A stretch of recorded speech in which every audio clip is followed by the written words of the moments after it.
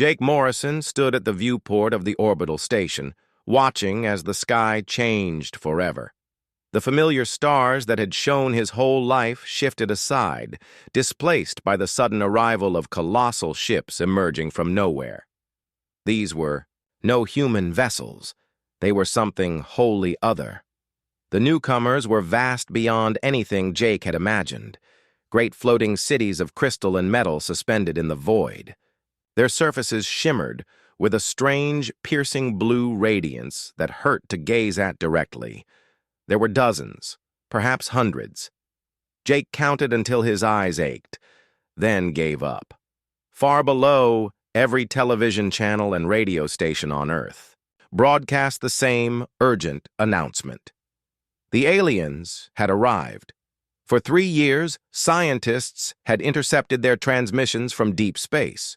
For 3 years, governments had braced for this moment. Now it was here. Deep underground in Colorado, Lisa Carter sat inside a fortified control room filled with glowing screens, blinking consoles, and officers in military dress.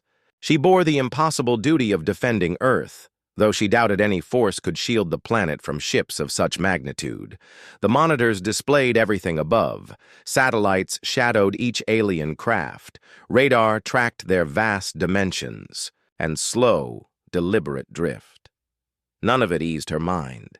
The aliens had sent messages before arrival. Earth's computers had labored for months to decode their language. Their words were polite, yet unyielding.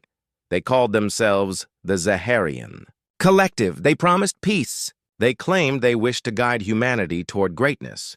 They insisted their interventions had uplifted countless worlds, always with good results.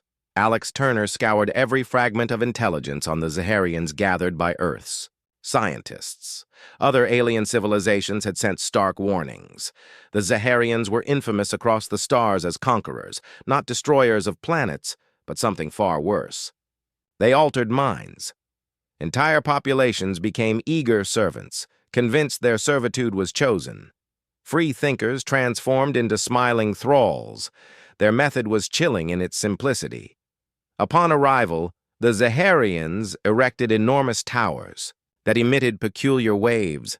These waves infiltrated the brain, subtly reshaping thought.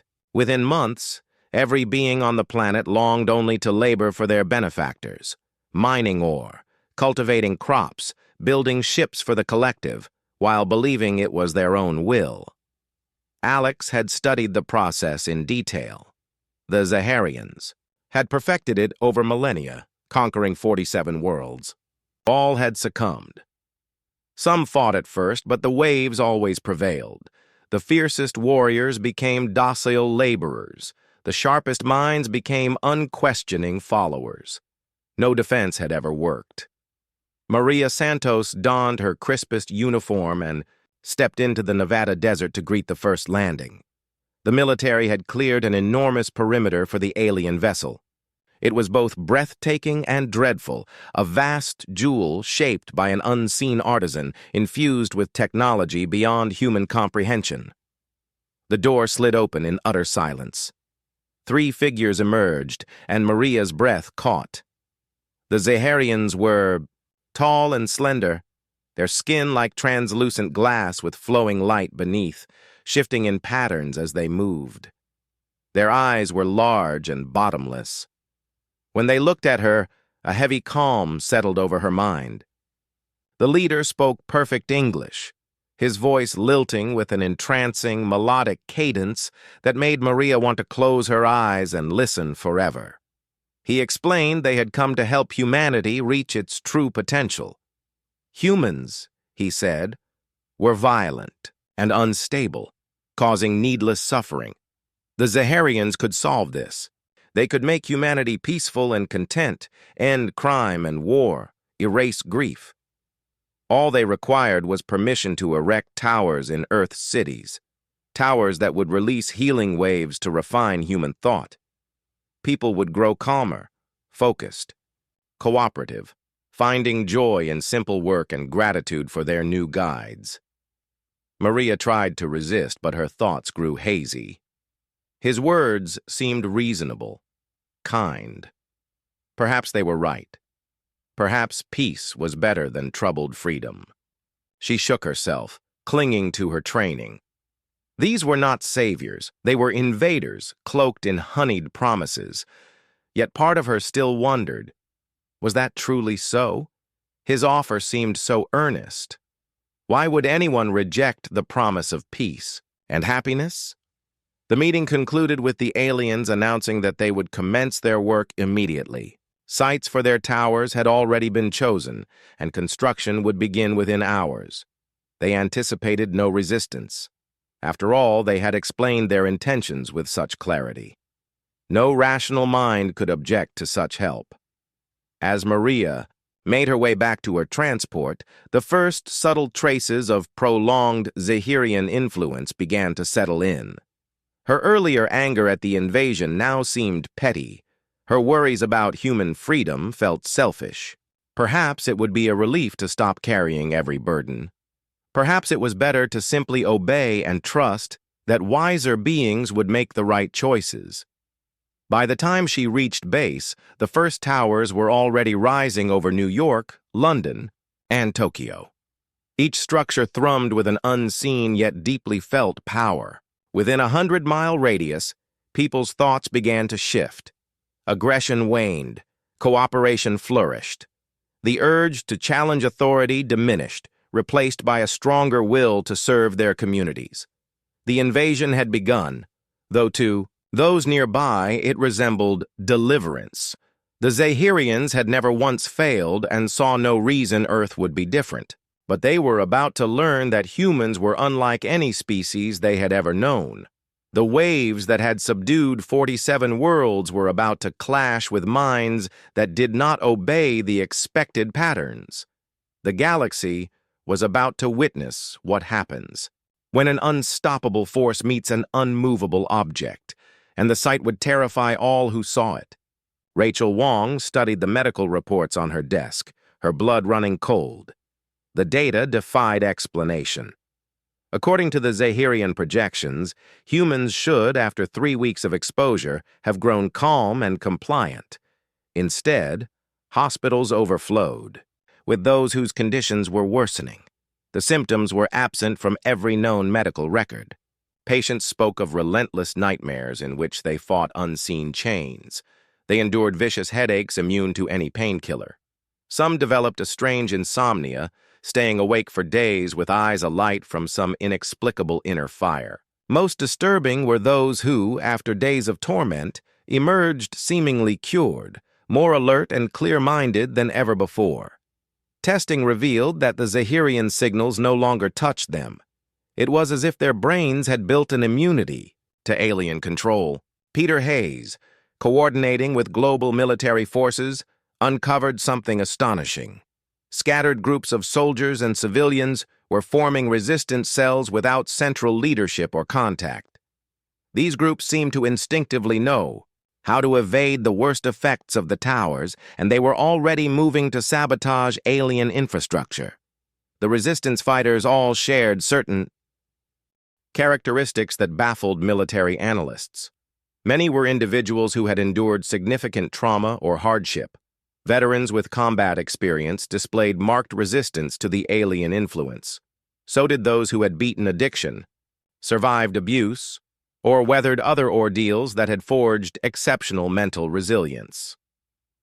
Sophie Clark worked tirelessly in her lab, examining fragments of Zahirian technology recovered by resistance fighters. Her findings overturned much of what she believed about brain function. The alien mind control system was astoundingly advanced, engineered to mesh with the orderly neural patterns typical of most intelligent species. Human minds, however, were different.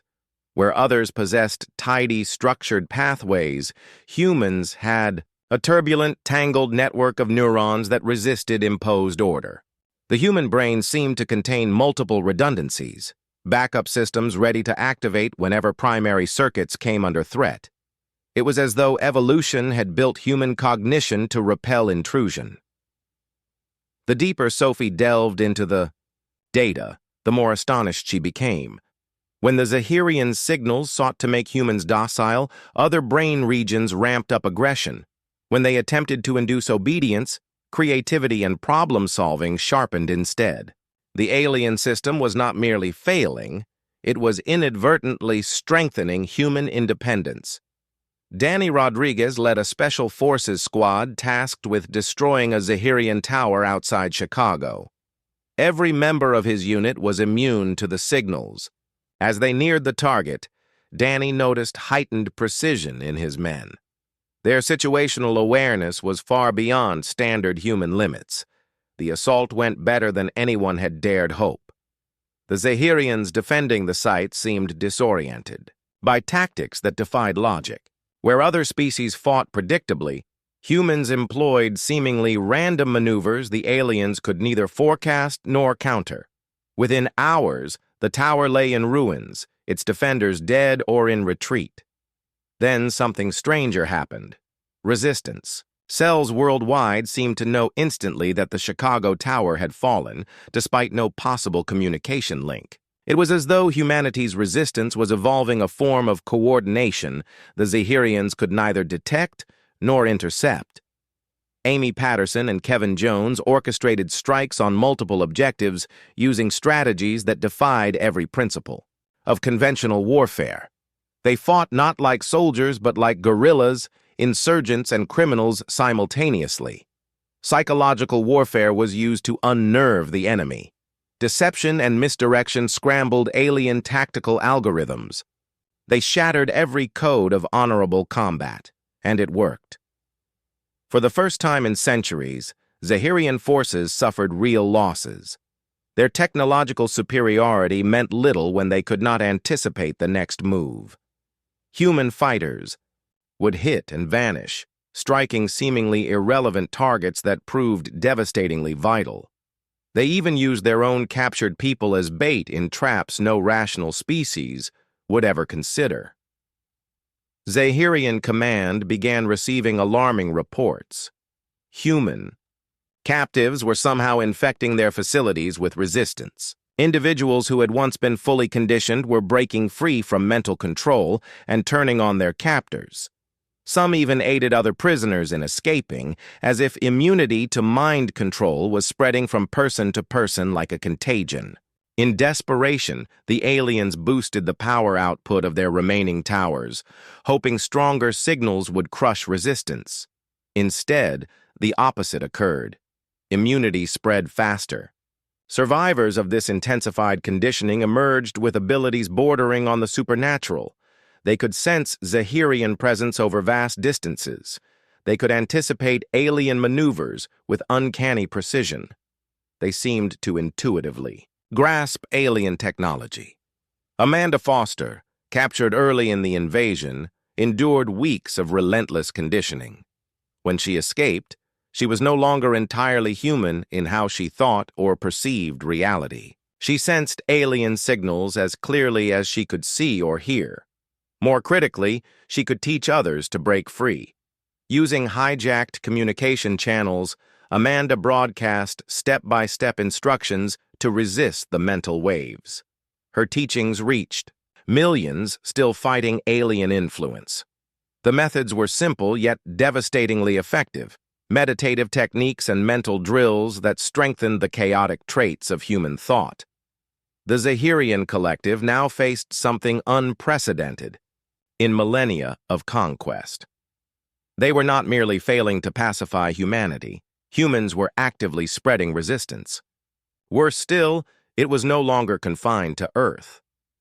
Other alien species intercepted Amanda's broadcasts and began experimenting, discovering that Zahirian control could be broken. The would-be pacifiers had awakened a nightmare.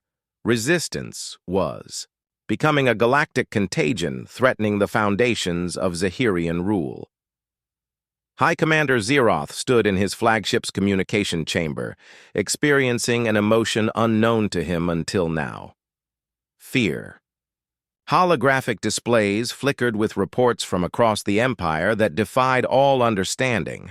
Humans were not reacting as any species should under Zahirian conditioning. The situation worsened daily, On Earth, resistance wasn't diminishing. With prolonged tower exposure, it was growing stronger, more organized. Conditioned individuals were breaking free, becoming immune to future control. This should have been scientifically impossible. But the most frightening reports came from other worlds. Long pacified planets were erupting in rebellion. Entire species were remembering how to fight. The meticulously maintained order of the Empire was unraveling. Among resistance fighters, Amanda Foster was now a legend. Her escape had been broadcast across every accessible human network. More importantly, her counter-conditioning methods were spreading among alien species. The Zahirians were horrified to find their own communications hijacked to deliver resistance instructions. Humans had somehow mastered Zahirian technology with impossible speed. Where others required centuries to learn alien science, humans adapted within weeks, improving captured equipment beyond its original design. Even more alarming, they were sharing this knowledge with other species at a pace faster than the Zephyrians could respond. Technical guides, translated into dozens of alien languages, were appearing on conquered worlds, explaining how to construct weapons and communication systems immune to Zaharian control. Carlos Martinez had endured 3 rounds of enhanced conditioning, each leaving him more dangerous than before. Medical files on him and others like him were sealed under the highest classification. Their abilities seemed to defy biology itself. These humans displayed no fear response, operated normally with wounds that would kill most beings, and possessed tactical awareness bordering on the precognitive. The Zephyrian military had never faced such opponents. Human combatants ignored predictable logic, sacrificing themselves in seemingly futile moves, only for others to exploit those sacrifices in ways that revealed masterful long-term strategy. They fought with a blend of cunning and chaos, making them impossible to anticipate or counter. Lauren Hill coordinated resistance cells that somehow maintained contact across multiple star systems without using any detectable technology. Intelligence. Reports indicated human influence was spreading like a contagion, inspiring entire species to believe that Zaharian domination could be resisted and destroyed. The turning point came when Stephen Blake led a precision strike on a Zaharian mothership. By every standard, the mission should have been impossible. Alien technology vastly outclassed their own. Yet human tactics, using captured Zaharian systems against their creators, modifying human weaponry in ways the aliens had never planned for, and employing pure creative chaos, overwhelmed the enemy's defenses. The fall of the mothership sent shockwaves through the Zephyrian fleet. For the first time in recorded history, a major vessel had been taken by a so-called primitive species.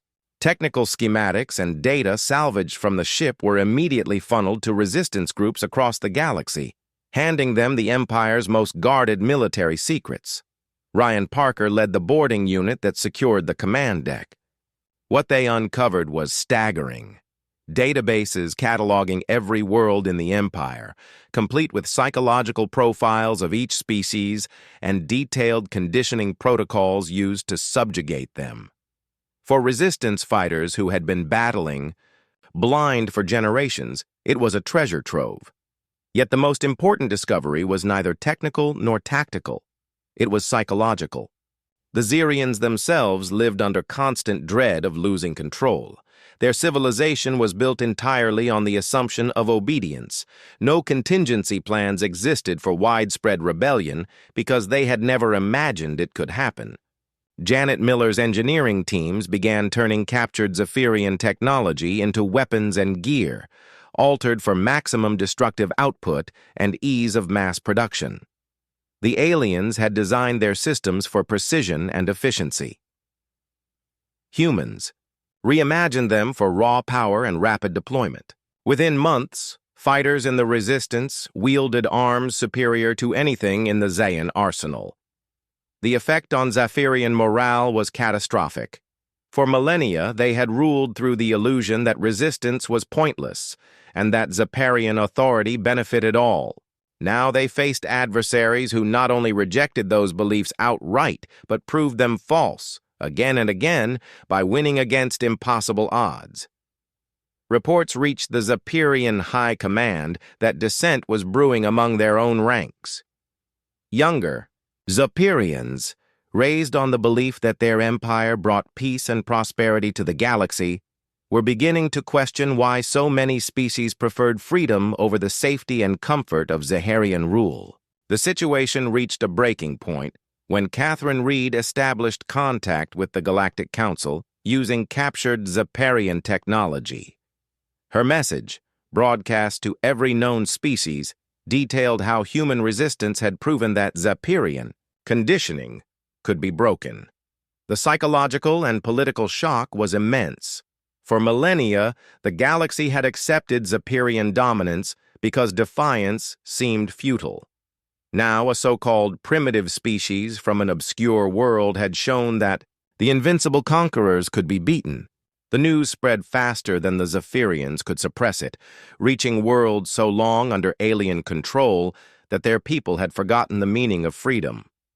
The Zephyrian collective now faced the collapse of everything they had built, and the catalyst for their downfall was a species they had once believed would fall in mere months. Humanity had not only resisted Zaharian control, they had turned it into a weapon against its creators, infecting the galaxy with the dangerous belief that liberty was possible. The Galactic Council convened an unprecedented emergency session. Delegates from hundreds of alien civilizations gathered both in person and through quantum links, desperate to understand the unraveling of the galaxy's carefully maintained order. At the center stood Catherine Reed, speaking for a people most council members had never even heard of half a year earlier. She delivered a message destined to alter galactic history, explaining in plain terms how humanity had learned to resist and overcome Zephyrian mind control. More than that, she offered to share the knowledge with any species willing to fight for its freedom, providing comprehensive technical manuals and training regimens to dismantle Zaharian conditioning. The Council's reaction was instant and volatile. Species that had been loyal to the Zephyrians for centuries suddenly doubted everything they believed about galactic politics. Representatives from worlds conquered generations ago began demanding news of their homelands and the fate of their people under Zephyrian control. Marcus Webb, meanwhile, had spent weeks combing through the vast databases recovered from captured Zaharian vessels. His findings revealed an empire built on methodical mental enslavement spanning half the galaxy, 47 worlds and billions of inhabitants, all living as compliant subjects convinced they were free. The technical specifics were both fascinating and terrifying, but Marcus uncovered something even the Zephyrians themselves seemed not to grasp. Their conditioning functioned by suppressing certain neural pathways while amplifying others. In effect, they had been performing mass brain surgery on entire civilizations for thousands of years, reshaping naturally aggressive and independent species into obedient workers who took satisfaction in servitude. Yet the process was neither permanent nor wholly effective. The suppressed neural pathways remained dormant, waiting for the right spark to reignite them. Human resistance had become that spark, and now, across the galaxy, species were undergoing a sweeping mental awakening that the Zephyrians could not contain. Helen Torres had examined the psychological aftermath of liberation informally, conditioned populations, and her conclusions were deeply unsettling. Those freed after generations of mental enslavement did not respond with peace or gratitude. They erupted with uncontrollable fury, consumed by the desire for vengeance against their former masters. The first liberated world was Kepler 442b, where a joint human-alien resistance force dismantled the Zaharian conditioning complex. The native Keplerians had endured mental domination for more than 3 centuries, transformed from a fierce warrior people into mere farmers and miners. When the conditioning signals ceased, they regained every memory of what had been inflicted upon them and their ancestors. Eric Thompson, who commanded the liberation forces, witnessed the metamorphosis of an entire civilization in real time. Within hours of the tower's destruction, millions of Keplerians experienced full memory restoration, 300 years of buried rage and grief rushing back.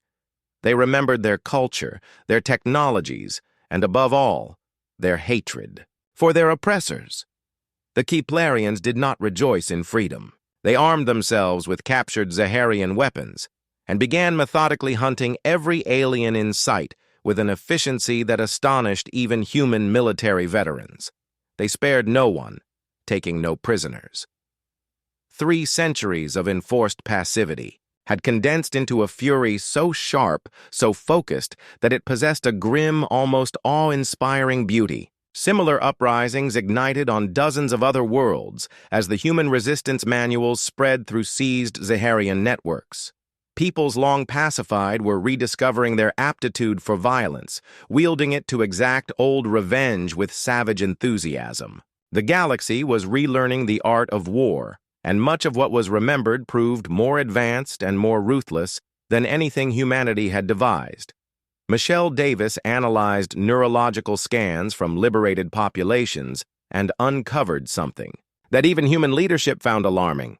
The resistance to Zaharian conditioning was not merely taught, it behaved like a contagious mental virus, transferable through close contact with those already immune. Humans who had broken free could pass that immunity to others simply by remaining near them during recovery. This meant human influence was rippling through the galaxy in unstoppable, uncontrollable waves. Any world touched by human resistance fighters became a fresh source of contagion. The Zephyrian Empire was not merely losing its territories, it was losing the very capacity to control minds. The breaking point came when Patricia Young led a diplomatic mission to the Zephyrian High Command. Desperate to contain the spreading resistance before their empire dissolved into anarchy, the aliens sought negotiation. What they learned stunned them. Humanity had no designs on conquest or domination. Their sole aim was for every intelligent being to choose its own path. This notion was so alien to Zephyrian culture beyond their grasp. Gary Nelson oversaw intelligence operations that uncovered the full extent of the disaster consuming Zephyrian civilization. Dispatches from every corner of their empire detailed sweeping rebellions among species that had been loyal subjects for countless generations. Former allies proclaimed independence. Trade networks fractured as liberated worlds refused to send resources to their one-time rulers. The intricate economic and political framework that had upheld galactic stability was unraveling, yet the most unsettling intelligence came from the Zaharian homeworlds themselves. Young citizens, raised to believe their kind were benevolent, guardians of lesser races, were discovering the truth and suffering severe psychological collapse. Some defected to the resistance, others sabotaged military operations from within, and a bold few aided human operatives in penetrating high-security installations. The decisive turning point came when the Thorian species, one of the Zaharians' oldest and most trusted allies, formally declared war. The Thorians had never been conquered or subjected to conditioning. They had supported Zaharian expansion under the belief that it fostered stability across the stars. Upon learning that this stability was founded on mental enslavement, they became unyielding adversaries overnight. Bobby Turner now commanded fleets comprising vessels from dozens of different species, united in a single purpose: to obliterate Zaharian power once and for all. The irony was evident to all, that humanity, the youngest and allegedly most primitive race in the galaxy, had become the nucleus of the largest military alliance in known history. The war that followed would alter the galaxy's destiny, yet its result was never in doubt. The Zephyrians had constructed their empire on the premise that all other species would remain docile and predictable. They had no strategy for a galaxy brimming with free-thinking beings, each seething over centuries of forced pacification and eager to unleash that rage in the most destructive ways imaginable. High Commander Zirath broadcast the Zephyrian Collective's final surrender from his disabled flagship as human and alien armadas closed in. The transmission was short and formal, admitting defeat and requesting terms for safeguarding surviving Zirian civilians. But beneath the calm words lay the raw fear consuming the Zephyrian leadership as they watched their dominion collapse, and something far more dangerous emerged to replace it. The surrender should have been a moment of triumph for the resistance. Yet Christopher King felt only a deepening unease as fresh reports flooded in from every sector of the galaxy. The liberation of Zirian-controlled worlds was advancing more rapidly than anyone had foreseen. Yet the aftermath was far from the outcome anyone desired. Civilizations that had enjoyed centuries of peace were not restoring their old societies. They were transforming into something unfamiliar and alarming. Samantha Price's research into the psychological consequences of mass liberation painted a grim portrait of what humanity had unleashed upon the stars. The neural conditioning that had rendered hundreds of species docile for generations had done more than suppress aggression. It had buried ancient animosities, territorial rivalries, and violent cultural traditions stretching back thousands of years before Zephyrian conquest. With that suppression gone, those dormant instincts surged back with amplified intensity. Species were not only relearning how to wage war, they were remembering why they had fought in the first place. Conflicts frozen by Zephyrian intervention, reignited, now fought with advanced technologies and refined strategies that made them exponentially more devastating. The Kari and the Vorak, mortal enemies for millennia, had been forced into uneasy peace under Zephyrian oversight. Once freed from mental control, they instantly resumed their blood feud, now armed with weapons and tactics developed during centuries of imposed cooperation. Their renewed war consumed 3 entire star systems before others could intervene. Noah Watson coordinated with alien commanders as they struggled to contain hostilities erupting across the galaxy like wildfire. Each newly liberated world seemed burdened with ancient grudges or disputed borders. Species that had coexisted peacefully under Zaharian dominance were realizing their harmony had been artificial, masking a foundation of rivalry and deep mistrust. Humanity now faced the impossible task of policing disputes between civilizations far more advanced and militarily capable than Earth's own forces. Worse still, many possessed weapons capable of annihilating entire planets or rendering star systems uninhabitable. The galaxy was rediscovering the craft of war on a scale that dwarfed anything humanity had ever imagined. Victoria Ross sifted through intercepted communications from across known space and uncovered an even more alarming truth. The so-called liberation virus humanity had accidentally unleashed was no longer confined to former Zaharian subjects. It was spreading to species that had never been conquered, driving them to question their own systems of social control and governmental structures. Civilizations that had relied on technology to curb their citizens' aggressive impulses were now facing upheaval as populations demanded the right to experience and express their natural emotions. Democratic worlds that had used subtle psychological conditioning to preserve social stability were descending into disorder as their people rejected any form of mental manipulation. Humanity's belief in absolute mental freedom was proving dangerously incompatible with the foundations of galactic society. The Altarian Federation had preserved peace for over 2 millennia through emotion-regulating implants that prevented feelings like hatred, anger, or jealousy. When word of human resistance methods reached their systems, millions of Alarians called for the removal of these implants. The result was catastrophic. Beings unaccustomed to strong negative emotions were suddenly consumed by them, lacking any cultural means to cope. Similar breakdowns erupted across the galaxy as species realized their stability had rested on forms of mental control or emotional suppression. Humanity's conviction that freedom outweighed safety spread like a philosophical contagion, dismantling every ordered society it touched. Aboard humanity's first interstellar warship, Jake Morrison stood on the bridge, reading the flood of reports depicting a galaxy in flames. Entire sectors had become battlegrounds as newly freed species pursued vendettas older than human civilization. Planet-cracking weapons were now employed to settle disputes over resources or borders that once might have been resolved through diplomacy. The irony was unmistakable. Humanity had sought to liberate the galaxy from Zaharian domination, succeeding beyond their most ambitious hopes. Yet freedom, it seemed, was not the universal blessing they had assumed. Many alien peoples had thrived, even found happiness under benevolent mental governance, far more than they did when left to their own aggressive instincts.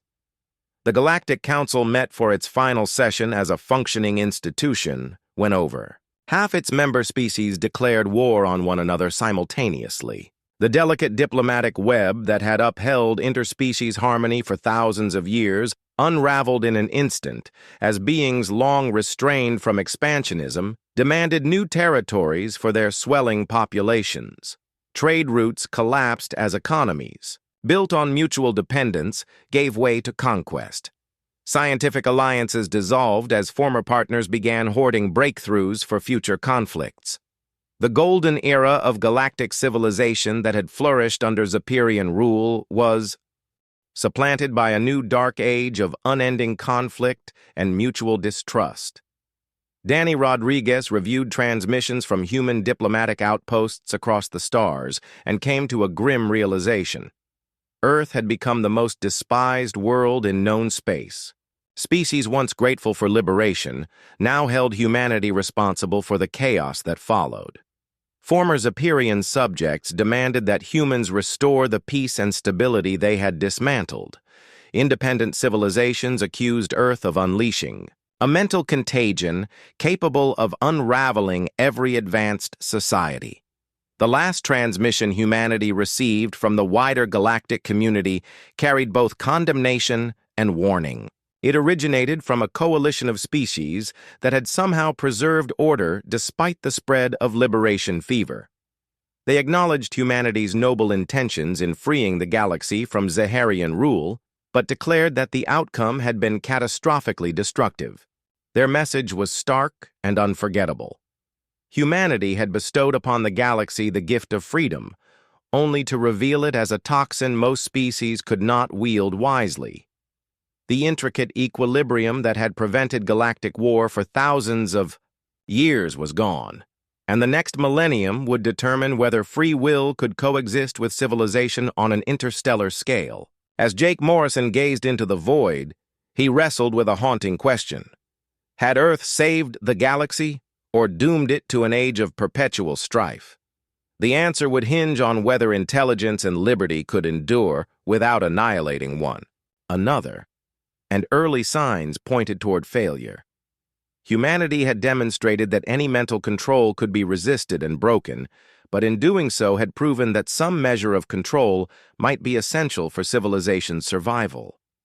The galaxy would never return to what it had been, and whether this transformation was salvation or ruin remained disturbingly uncertain.